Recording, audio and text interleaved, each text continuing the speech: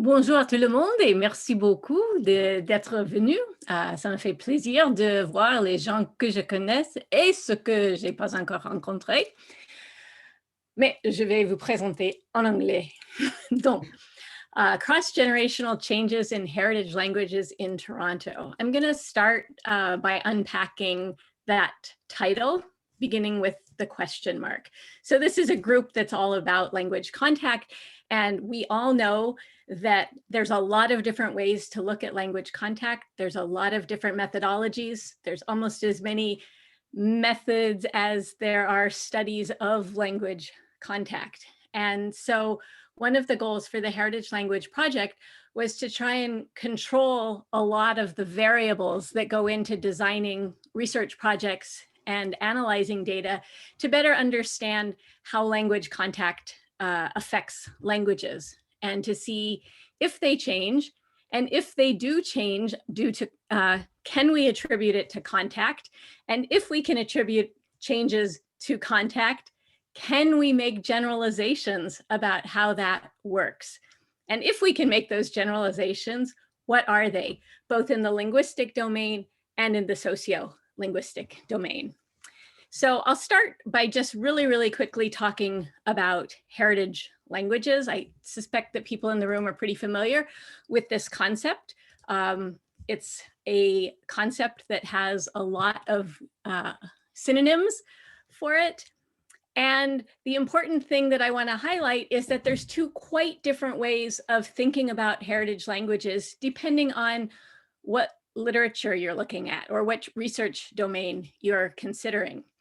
So in the experimental domain in psycholinguistics, particularly in studies on language acquisition, the term is used to indicate a language which was incompletely acquired, or to use a really ugly word derivationally, attrited by a speaker. And so in Polinsky and Kagan, for example, the following descriptors of a heritage language are provided. It is a language with limited vocabulary, incomplete morphology, impoverished syntax, spotty sociocultural knowledge, and not a fully developed register. So those are in red just to highlight that they are negative. They are less than kind of definitions. And I'm guessing that for a room filled with Canadians, that doesn't necessarily agree with everybody's understanding of heritage languages. But before I come to the Canadian, let us say, definition, I'll share one other approach to defining heritage languages. According to Sylvina Montreuil, heritage speakers are individuals who've been exposed to an immigrant or minority language since childhood. We all agree with that. And are also very proficient in the majority language spoken in the wider community.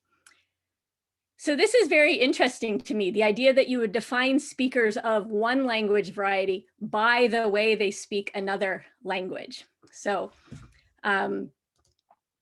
if we turn instead to the Canadian government definition, such as used in census data, etc., it is a definition that doesn't make any reference to strength or weakness in the ability to use either the heritage language or any other language. It's just that a heritage language speaker is an individual with a cultural connection to a language other than the official languages of Canada, born either abroad or within Canada, and descended from speakers having learned the language in the homeland. So that's the operational definition for the Heritage Language Project. In addition, due to the methodology of the project, which I will tell you about, we have to add the caveat that our heritage language speakers are fluent enough in their heritage language to participate in an hour-long sociolinguistic interview in their heritage language, because that's how we collect our data. So the speakers that I'll be talking about, the heritage speakers, and this is one other place where definitions differ, includes what we call first generation heritage speakers, people who have immigrated to Canada from elsewhere, but they immigrated as adults. So they've already fully acquired their mother tongue in the homeland. Second generation and third generation are speakers born here in Toronto whose parents or grandparents meet the definition for first generation speakers. So let's talk next about how we can understand cross-generational change. Silva Corvalan notes that sociolinguists often relate structural features of a language as generation of immigration and degree of bilingualism as a result of acculturation patterns, and represents these groups this way. So first generation or immigrants, and she proposes that their language characteristics, their ability in the heritage language, would range from being monolingual in the heritage language to being incipient learners of the majority language. In the heritage language project I'm talking about today, they may well be quite a bit past being incipient L2 learners of English. That's not something that matters for our purposes. Second generation speakers or children of immigrants have been proposed to range from being dominant in the heritage language to dominant in English, in this case, the majority language. And that fits for what we're looking at. And then third generation or grandchildren, she proposes, would be dominant in the majority language, or maybe even monolingual in the majority language.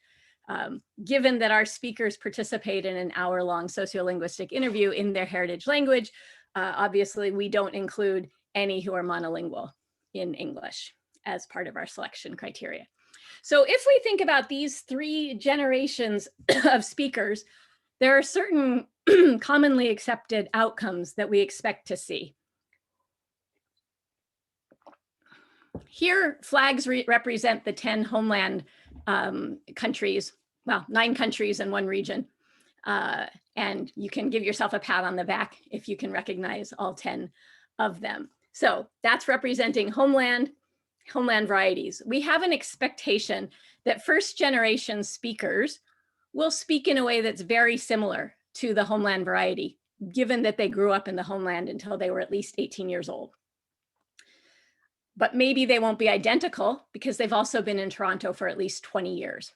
And there may have been contact, and that contact may have caused changes. We also expect that second generation speakers will speak their heritage language a little bit more differently from the homeland.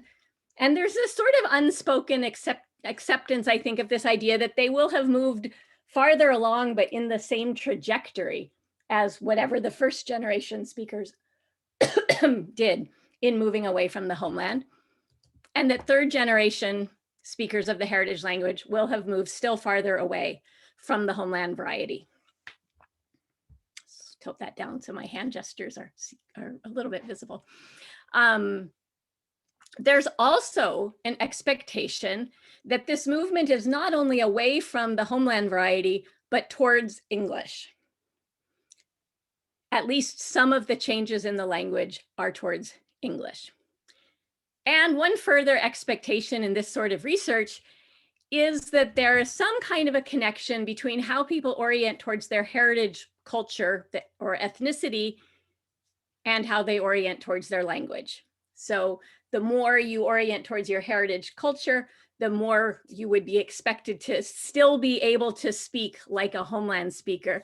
And the more you orient towards the broader Canadian culture, the more people would expect your heritage language to sound different from and likely English influenced compared to the homeland variety.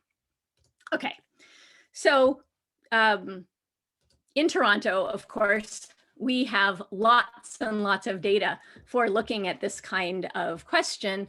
This is now quite dated, but I still think it's a fantastic article because this was a front page newspaper article highlighting where speakers of different heritage languages live. I estimate there's like 2 master's theses worth of research crammed into the information that is shown here. And I moved to Toronto after many years in the United States, where you would never see front page coverage of heritage languages in this much depth and without any negative slant to it. So I was quite intrigued when I first saw this.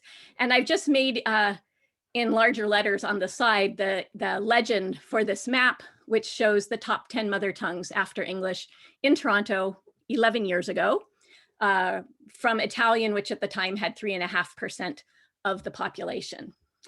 And the languages that are in the font that Italian is in are ones that are part of the Heritage Language Project. Some of our languages are not in the top 10 because we wanted to be able to compare large languages and small languages as one of the dimensions of difference. And so in particular, here is just a quick glance at census data more recently from the 10 languages that are in the project. Cantonese is now the biggest mother tongue in Toronto after English, and so the biggest in our project.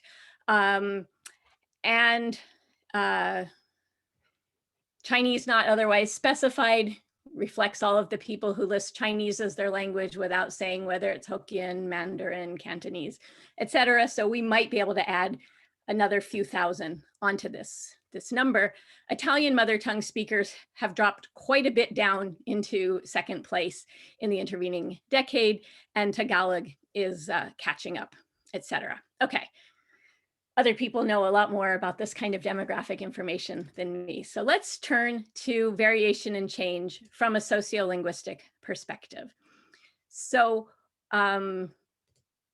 just super quickly, we can look at language contact from a macro sociolinguistic perspective. So things like language shift and maintenance, code switching practices, et cetera. That's not what I'm looking at here.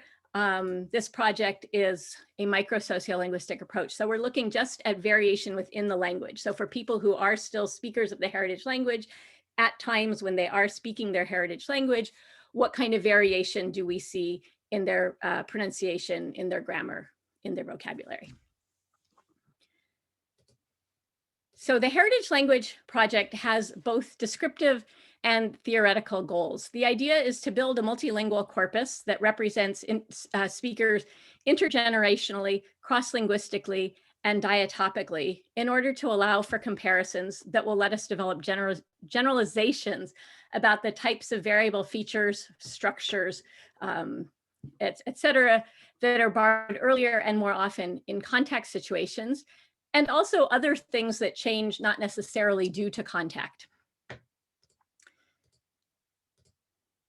So in addition to the work that we're doing ourselves on this project, we're developing a corpora of each of the 10 languages with both homeland and heritage speakers that is available for other researchers who are interested in asking perhaps other questions of the data.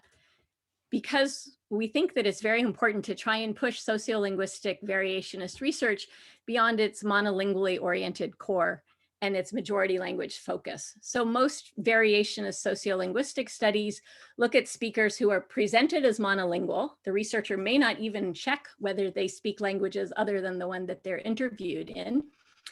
And in a number of samples that have been done of publications in variationist sociolinguistics, so in journals like Language Variation and Change or Journal of Sociolinguistics, at NWAVE conference, 80% of the publications are about English, 18% are about French or Spanish, and that leaves 2% for the other 6,000 languages of the world.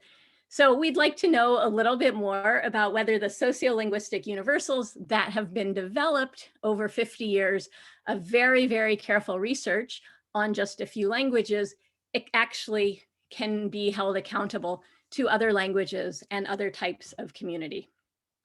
And by doing that, we also hope to promote heritage language vitality by engaging students, particularly who are speakers of heritage languages, in research, training, and knowledge mobilization, both in classroom activities and in other opportunities to be research assistants and be involved with the project. So the first thing I want to tell you about the methodology is that in order to understand contact-induced change, we have to make 4 kinds of comparisons. So I don't know if this diagram really helps. Maybe just my words are easy, but it helps me remember to say everything that I need to. First of all, within each heritage language, we want to compare between the 3 generations of heritage speakers that we have to see if there are differences that might reflect a change in the heritage language. Second, we want to do that across different heritage languages, and they make comparisons between the heritage languages to see if the same kind of changes are taking place in different languages, or if instead we can say, well, if it's a well-established language, this happens, but if it's less well-established, that happens. If it's a big language, this happens. If it's a small language, that happens. If it's typologically more like English, this happens. And if it's typologically less like English, that happens, etc. So that's comparisons across the 10 languages in the project to understand the change. If there's change in the heritage variety, it's important that we check the homeland variety to see if heritage speakers are simply continuing some sort of a change that started in the homeland variety, or if it is in fact an innovation here in the heritage language. And if I time things well, I'll show you about 2 homeland changes that we discovered by accident as we were just checking to make sure that things were stable in the homeland. And finally, if we find changes that are taking place in the heritage variety, but not in the homeland variety, then we want to check Canadian English, Toronto English, and make sure that it has whatever feature we're looking at before we jump to the conclusion that the change in the heritage language is due to contact with English. So to do that, we are building a corpus, and it is still ongoing, of data in 10 languages, each one represented by 3 generations. Each generation, which is generations since immigration rather than an age category. So each generation is represented by 4 different age groups. And within each age group, we record 4 speakers. Until recently, I've been saying 2 men and 2 women. My students today encourage me not to be so narrow-minded about that. So if we recruit speakers who don't identify as men or women, that's great, and we will adjust our tables accordingly. So that's about 400 speakers, and they vary in fluency, usage, and ethnic orientation, as long as they're fluent enough to agree to talk for an hour in their heritage language. And then we also have been recruiting homeland speakers using exactly the same methodology in order to compare to the heritage variety. So the languages in the project, 3 Asia-Pacific languages, 3 Slavic languages, 3 Romance languages, and Hungarian are the languages in the project. If people are curious about why those languages, that's a great question to ask later. And when research assistants who've been working on the data collection in Toronto say, oh gosh, Professor Nagy, I need to take some time off from the project because I'm going back to Hong Kong for the summer to stay with my grandmother, then I say, oh, that's fantastic. Take a recorder with you and record your grandma and anybody else you can find so that we have homeland data samples as well. Obviously, we're doing that by Zoom right now. And I have one poor research assistant who is simultaneously collecting data in the Philippines and in Toronto because he was so thrilled to be able to do that without traveling, but he's finding that the time zone differences still wear him out a little bit, but great recordings. Okay, so we've already mentioned this, the way the sample is distributed and how the generations are defined. The data is all collected by students who are heritage language speakers living in Toronto, and these are some of the earliest participants in the, or sorry, not participants, research assistants in the project. And once they've recruited participants that fill one of the slots in the generation by age, by gender matrix that we have, they conduct a sociolinguistic interview. The basic idea here is to collect about an hour of conversational speech about topics of interest to the person being recorded, and ideally including some narratives where the speaker gets so excited that they forget that this is part of a research project and they really talk the way they normally do. After the sociolinguistic interview, there's a questionnaire that we call the ethnic orientation questionnaire. It's the same one that Nicole Hoffman and James Walker have been using for the Contact in the City project, which looks at similar groups of speakers, but in English. And it's basically ways of looking at asking participants whether they consider themselves, for example, to be more Korean or more Canadian.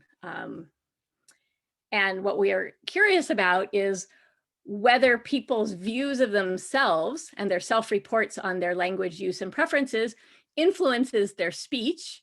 And if it does it do it in the same way for all of the languages that we're investigating? And so in order to make those kinds of comparisons, we have to quantify the responses to each question. And I will just say more points if they orient towards the homeland, towards the heritage language and culture, less points if they orient towards English and Canadian in Canada. And the questions are about language use, language preferences, cultural practices, family and language usages, and possibility of their experience of being discriminated based on being a member of a particular community. After the recordings are made, the research assistants transcribe them in Elon, making time-aligned transcriptions that are available for searching. And then people, students or I or my colleagues pick variable patterns to examine, and we pull out examples from each of the speakers for that variable. Today, I'll talk about voice onset time, case marking on nouns and pronouns, and if there's time, prodrop or subject pronoun, the variable presence of subject pronoun. So just for an example, we can look at the rate of use of one variant or the other across the generations and between the homeland and the heritage speakers. And we can also compare the effects of different conditioning factors to see whether the grammar seems to be changing from one generation to the next. And again, what we expect to see is this sort of a change, which we would recognize by finding a correlation between the rates of use of a particular variant from the sample of transcribed speech that we have and the scores calculated from the ethnic orientation questionnaire, such that the more you orient towards English in Canada, the more your language will have diverged from the homeland variety or possibly towards English.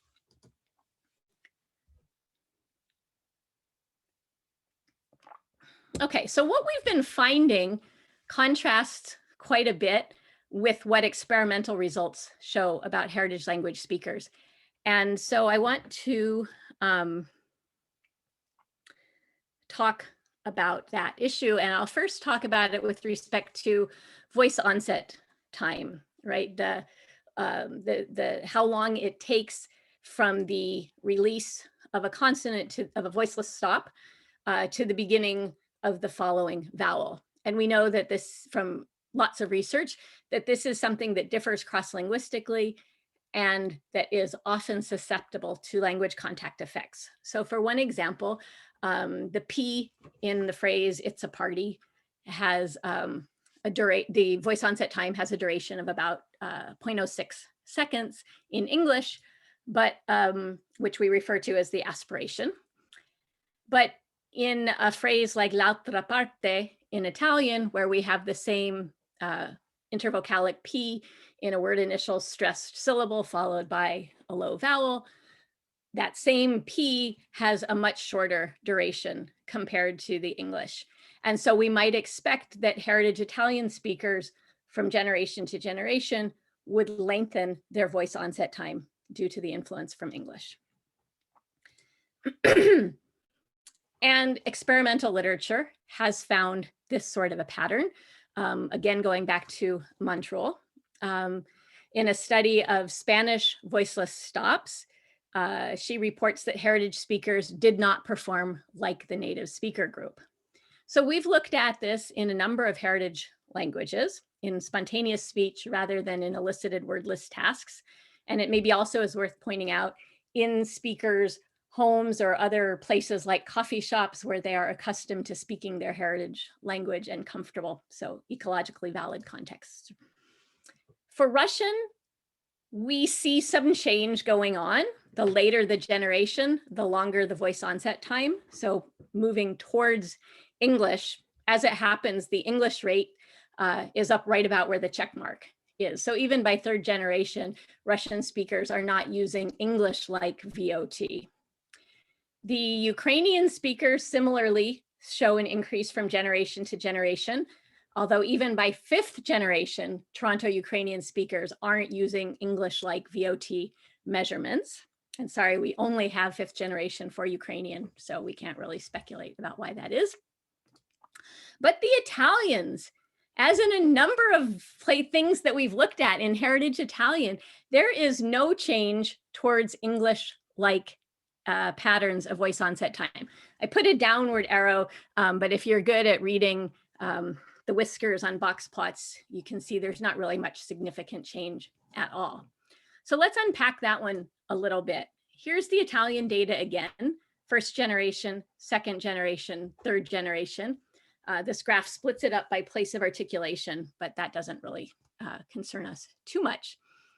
The range for homeland speakers in spontaneous speech, conducted by an impartial researcher years before we started this project, shows a VOT range down here, so exactly overlapping with what our speakers are producing.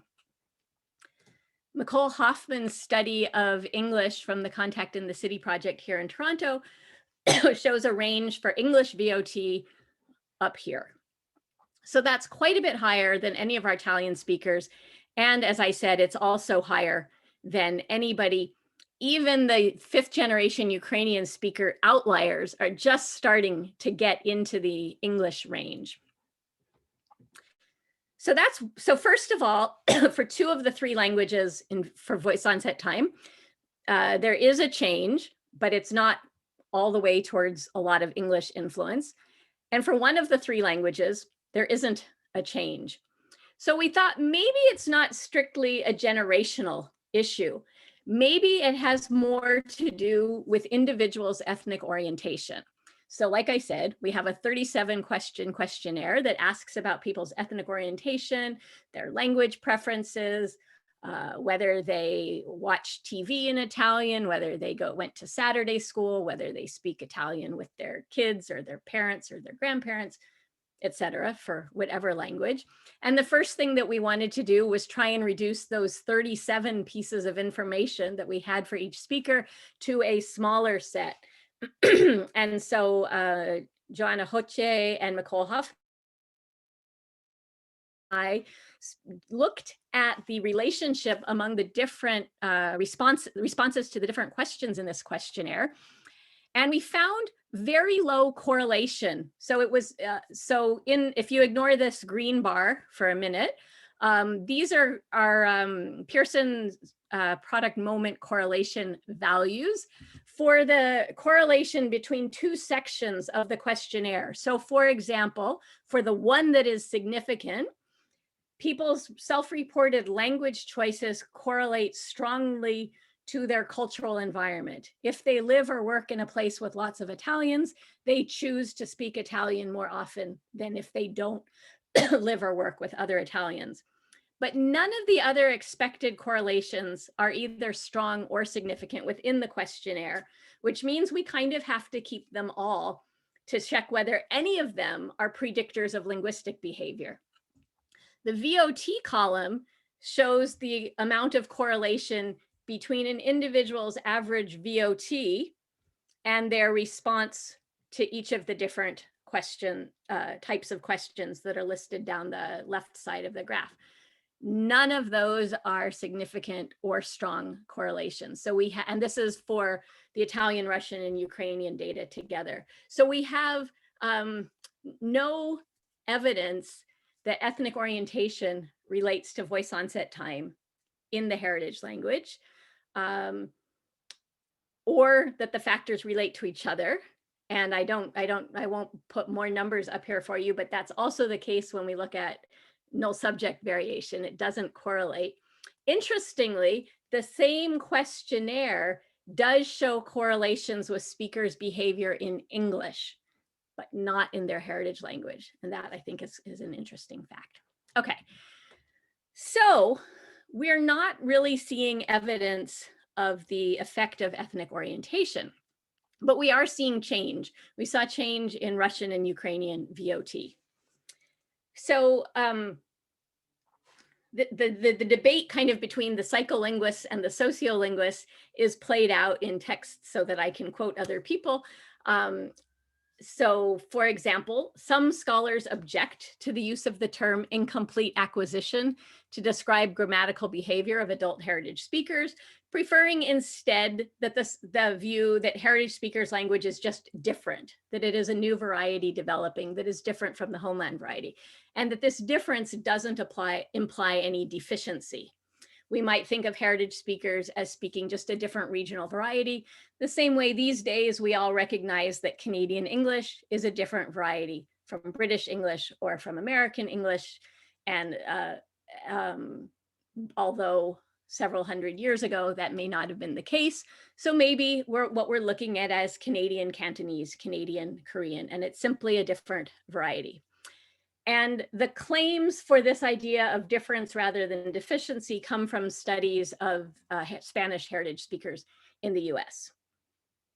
So sociolinguistic perspective that it's difference, not deficiency, but psycholinguistic critique that what makes it difficult to see the language of heritage speakers as a variety of its own, rather than just an independent variety, is that there are clear proficiency effects. So we wanted to look for proficiency effects in our project. So this graph plots the voice onset time against speech rate of individuals. So Polinsky has proposed that speech rate is a quick and easy proxy for proficiency. She's shown that speech rate correlates to accuracy in gender marking in several heritage languages, for example. So the faster the speaker speaks, the more syllables per second, that is rightwards on this graph, we would expect them to have more homeland-like, the faster they speak, the more homeland-like, and in the case of voice onset time, that means shorter VOT. So what we would be looking for, if that were beautifully true, is a correlation like the one in the dotted green line. Instead, let me take that dotted green line out of the way, we see a cluster in the middle and a few outliers, one of each generation, interestingly, up here, just enough to make this slopey line that looks maybe not too different from that, but it is neither a strong correlation nor a significant correlation. So we are not finding the proficiency effects that make Montreal question the difference, not deficiency, description of heritage languages in spontaneous speech data. So we go back to Montreal and we keep reading. And I should say, incidentally, that Silvina is a lovely person and a fantastic researcher and a great straw person to argue against without meaning in any way to subtract from the really good work that she does. She goes on to say, in the same discussion about difference versus deficiency, the heritage speakers with the lowest levels of proficiency are the ones who have reduced vocabulary, basic word order, and make morphosyntactic errors with case, gender agreement, and other morphology. Nothing about VOT. So let's look at morphosyntax. Let's look for errors with case so that we're really lined up with looking at the same part of the language that has been reported on in the work that she's talking about. So with Paulina Laskava, we looked at case across the 3 Slavic languages in our in the HLVC project. And I was a little surprised to learn from the research assistants that you can't just take a noun and go and look in a grammar book and say, what case should this noun have? Because there are enough different factors that are relevant to that to make it more complicated. And so what we had to do instead of, but multiple research assistants consistently agreed with each other about what was the prescriptively correct case for each sample that each token that we had. And not only that, that what they agreed on as the appropriate case out of a choice of between 9 and 11 cases for these different Slavic languages was also the majority choice among all of the speakers. So if we looked at second person pronouns as the object of a particular verb in a particular tense, for example, everybody would say, oh, that should be accusative. And although the research assistants would agree, and the majority of tokens we had in that context would show accusative case marking. So you can either think about our coding for match as matching the prescriptively correct one or matching what the majority of the speakers do, and it comes out the same. So as an example, here's one of the sentences from a heritage Russian speaker, and it has cards in it as a noun that's the object of a verb. It should have, and indeed does have, an accusative marker on it. So we count that one, that token as a match. Here's a token of mismatch. We have the noun time that is being used in this particular context, where it should have a genitive form, which would be written like this, but in fact it has a nominative form. So that would be a mismatch. We pulled out all of the nouns and pronouns from all of the speakers of heritage and homeland Polish, Russian, and Ukrainian, to the extent that we had data available. We lacked data for homeland Russian and heritage third generation Polish. So those two lack of data are because we don't have data, not because there were no mismatches. What we can see is a very low rate of mismatch. Third generation Ukrainians are up to a 12% mismatch rate, but everybody else is lower than that. We can compare that to an experimental study reported by Polinsky for the same pattern with heritage Russian speakers in the US, where the mismatch rate was 87%. And I can't tell you how many times we went back to our coding and checked to make sure we didn't have it backwards, because 87% means 13% correct. So there's a real difference. It's true that Polinsky's study was looking at a narrower slice of contexts that she had elicited. So we also went and checked just in that subset of our data, and the results don't change. The heritage speakers, when they're speaking conversationally and choosing for themselves what to talk about, are quite accurate with their case marking, but they do use nominative in place of other cases more often than homeland speakers do. But even homeland speakers occasionally made things that the RAs determined were errors. And I should note, we did not look at any of the prescriptively nominative contexts. We left those out because heritage speakers don't make mistakes there. And if we'd put them in, then we just would have had an average of 0% errors all across the board. Okay. So case marking, not much difference according to generation, and certainly not significantly different from homeland in most of the contexts once we control for the different kinds of conditioning effects, and also interestingly, a much lower rate of mismatch with pronouns than with nouns, suggesting that the rules of how to apply case are completely, remain complete in heritage speakers' minds, but the bewildering numbering of forms because of the intersection of case, number, and gender is in nouns is where what causes people to make some errors. Okay, super quickly, I'll talk about a third variable that we looked at, which is the variable presence of subject pronouns. So here's an example of a Cantonese sentence with no overt subject, but there could have been a pronoun I in this big empty spot here. From a lot of work on variable null subjects, we know that whether or not a particular sentence has an overt pronoun across many languages has to do first and foremost with subject continuity.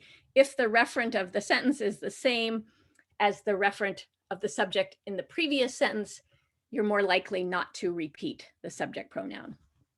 But it also depends on grammatical person, which in conversational speech interacts a lot with subject continuity. In a sociolinguistic interview, people are talking about, I did this, I did that, I think this, I believe that.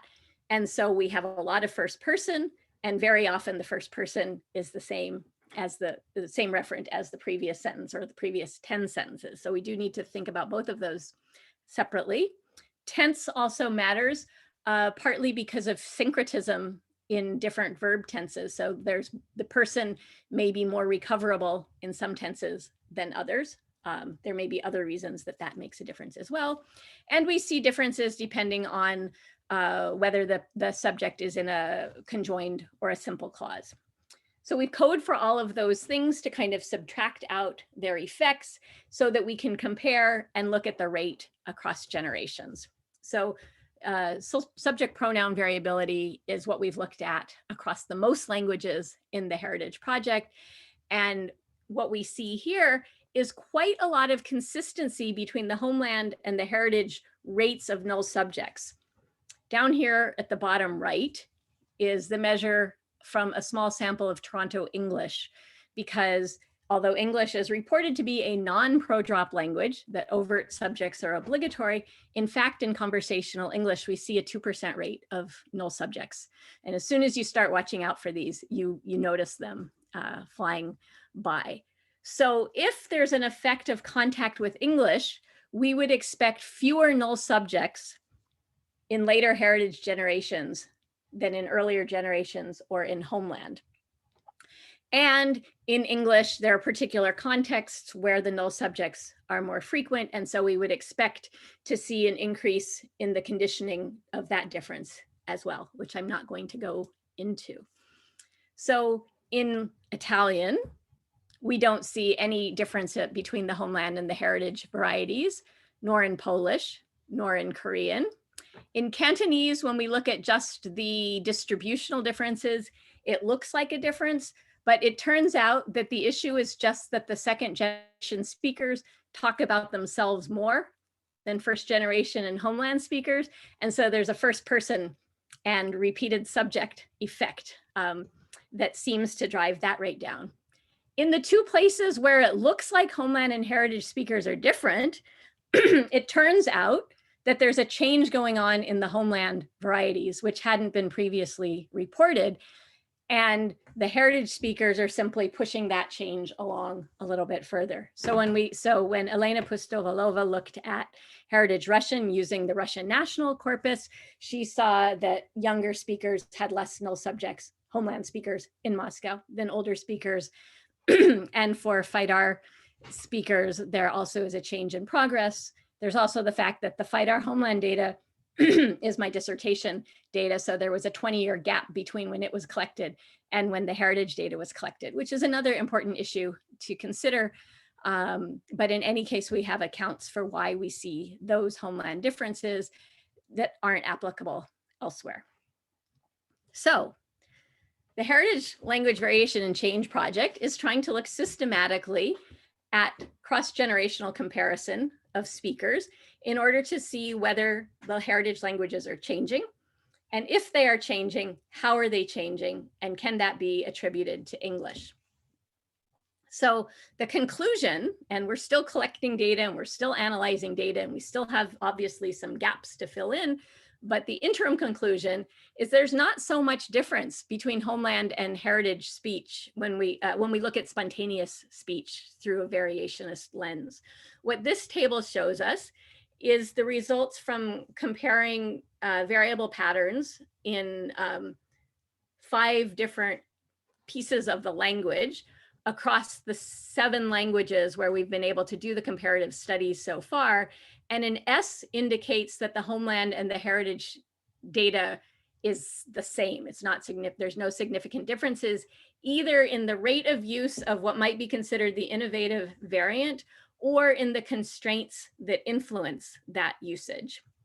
And a D indicates that there are differences between the homeland and the heritage variety, either with respect to rates or with respect to the constraints that influence the difference. And of the 17 comparisons that we've been made so far, about 7 show differences. For Italian VOT, we've looked both at a context that favors longer voicing VOT in English and another context that favors longer VOT in Calabrese Italian, and we get different results for the two. So we get the same and different there. The D with an exclamation point indicates the only 2 places where we've established that there is a difference between homeland and heritage, where the heritage variety innovation could be attributed to contact with English. So really not very much English influence on heritage languages in conversational speech in Toronto, in Toronto heritage speakers. Yeah. So we're continuing to try and understand better what kind of generalizations are possible about the types of features, structures, roles, constraints, depending on your flavor of theoretical linguistics, are borrowed earlier and more often, and how social factors are relevant. And this work would not be possible without an amazing team of heritage language speaking research assistants who still just barely fit on one slide and are presented here in all of their color-coded for language glory. I am very appreciative of the work that they have done and the things that they teach me about the research project. And I'll stop here so that there's some time for questions. Thank you. Thank you, Naomi. Whoa, impressive. I know of a few people who will want to jump in, and the first one is Chandan, who's got a question. Hey, Chandan.